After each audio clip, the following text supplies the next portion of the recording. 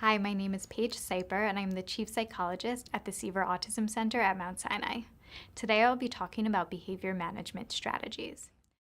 Behavior management refers to a process which guides people to change their actions within a specific context. The strategies provided here are not only useful to manage existing challenging behaviors, but they can also be used proactively to prevent the emergence of challenging behavior. The behavior management strategies I will talk about today are effective for individuals of all ages, from toddlers through adults. At the core of behavior management is understanding that both positive and negative reinforcement increase the likelihood that a specific behavior will occur again. Increasing attention to positive behavior is often an effective method to minimize challenging behavior.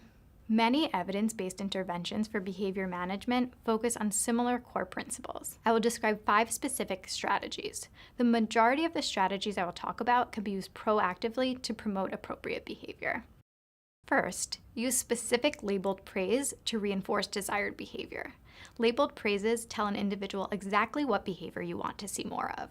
Saying great job or thank you are unlabeled general statements. While they show approval, they don't promote behavioral improvement. Saying great job putting your toys away or thank you for sharing are examples of specific praises. Labeled praise can also be used to improve social communication skills. For example, praising someone for looking at you while talking, or for sharing their feelings with you, or for using their voice. Another effective method to proactively promote compliance is to tell people what to do instead of what not to do. For example, saying just look instead of don't touch, or saying please sit instead of don't climb on the table. If we tell people what to stop doing, they may engage in another unwanted behavior. For example, if someone's hitting and you tell them to stop hitting, they might start kicking. Instead, it's more effective to say, please be gentle, or please keep your body calm. Negative talk also draws attention to the negative behavior and therefore reinforces that unwanted behavior. Understanding the difference between direct and indirect language is also important. Using direct instructions provides clear expectations and should be used when compliance is necessary.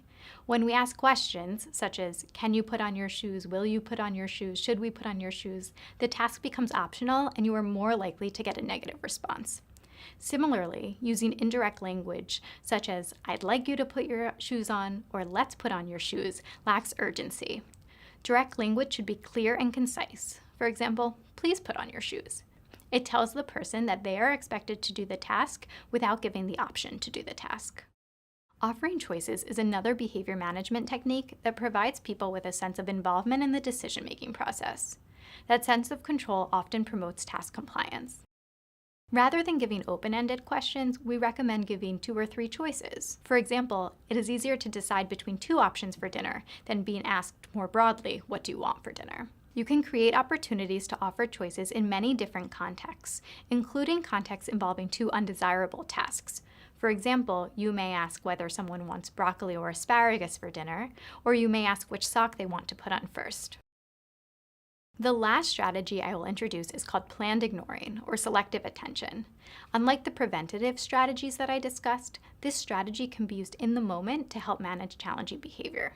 The goal is to ignore off-task behavior or unwanted behavior while only attending to positive behavior. For example, one day I was testing a child in my office. The child continued answering my questions while climbing onto the table. I ignored the act of climbing on the table, praised the child for continuing to answer my questions, and when the child sat back down in his chair, I praised him for sitting in his chair. The goal is to minimize attention to unwanted behavior while only attending to appropriate behavior. In order to be effective with planned ignoring, it is critical to use labeled praises when praising the appropriate behavior. Learning how to implement these strategies effectively and knowing when to use each strategy takes practice and consistency. Each strategy might not work every time, and certain strategies may result in an increase in the unwanted behavior before the behavior is extinguished. Evidence-based treatments, such as parent-child interaction therapy and parent management training, are 2 examples of interventions that teach parents or teachers the therapeutic skills necessary to manage behavior. Working with a board-certified behavior analyst or a psychologist with training in evidence-based behavior management techniques can also be effective ways to learn the skills more directly. Additional resources are provided at the end of the corresponding slideshow. Thank you for watching, and I hope you found this video helpful.